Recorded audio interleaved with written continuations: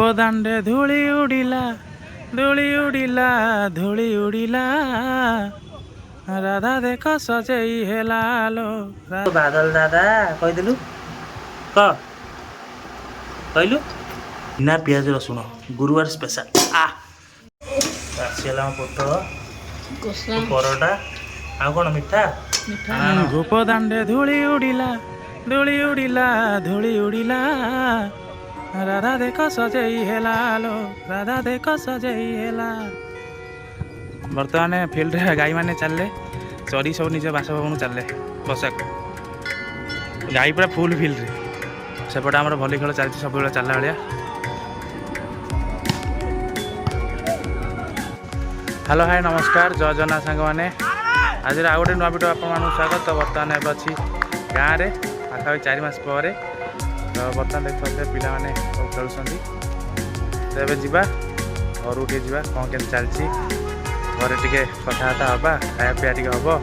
ତ ଭିଡ଼ିଓଟି ଯଦି ନୂଆ ଦେଖୁଛନ୍ତି ଲାଇକ୍ କରନ୍ତୁ ସେୟାର କରନ୍ତୁ ଢେର ସାରା ଭଲ ପାଇ ଦିଅନ୍ତୁ। ଆଉ ଯଦି ଚ୍ୟାନେଲଟା ସବସ୍କ୍ରାଇବ୍ କରିନାହାନ୍ତି ଶୀଘ୍ର ସବସ୍କ୍ରାଇବ୍ କରିଦିଅନ୍ତୁ ଆଉ ଢେର ସାରା ଭଲ ପାଇ ଦେବେ ବୋଲି ବହୁତ ଆଶା। କ'ଣ କାଟୁଥିଲୁ ଆଜି କ'ଣ ପୋଟଳ ବୋଉ ଆମର ବଟାବଟି କରିକି ଆଣିଲାଣି। କ'ଣ ଏଇଟା ପେଷ୍ଟ କରିବ ଆଜି ପୋଟଳ କଷା ବୋଧେ କରିବ ଆଉ ଚାରୁ ମତ ଦେବୁଟି ହଉ। ଆମର ନୁହଁ ଆଜି ଗୁରୁବାର ପାଇଁ ନୁହଁ ଆମର ନୁହଁ ଆଇଁଷ ହେଉନି ଆମର ହେବ ଲୁଟିଆ ପୋଟଳ ତରକାରୀ ନା ପରଟା ହେବ। ଟୁଙ୍ଗା କ'ଣ କରିଛି ତାର ଗରମ ହେଉଛି ମାନେ ଏ ସବୁବେଳେ ଗୋଟେ ମାଜା ପିଉଛି। ଛୁଆମାନଙ୍କୁ ବୁଝେଇବା ଭାରି କଷ୍ଟ ଛୁଆମାନେ କାନ୍ଦିଲା ବେଳେ ତାଙ୍କୁ ବୁଝେଇଦେବ ଭଲ ଶାନ୍ତିରେ ରହିବ। ସିଏ କାନ୍ଦିଲେ 10 ଜଣ ସବୁ ଅଶାନ୍ତିରେ ପଡ଼ିବ ମାନେ ସିଏ କାନ୍ଦିବ ମାନେ 10 ଜଣ କହିବେ ହେଇ କାହିଁ କାନ୍ଦିଲା ଆମ ଟୁଙ୍ଗା ସେଇଆ କହିଲୁ ବାଦଲ ଦାଦା କହିଦେଲୁ କହିଲୁ ନା କହିବନି ସେ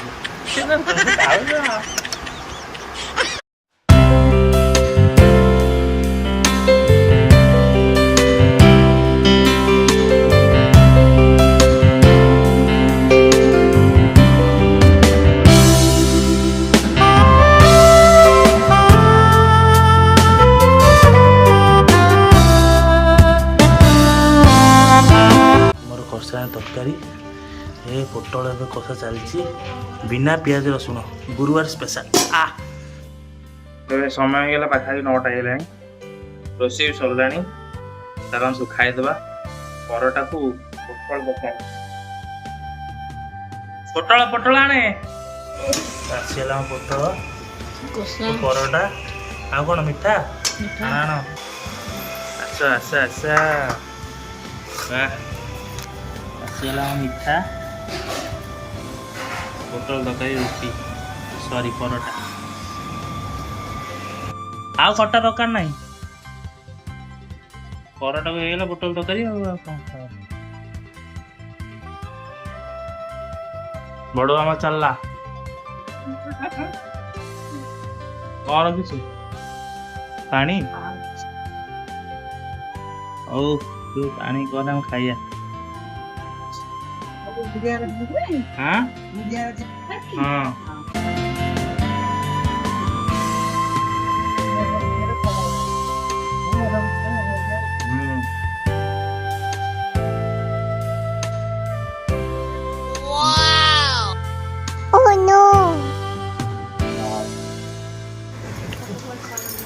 खाली कौन है नपंग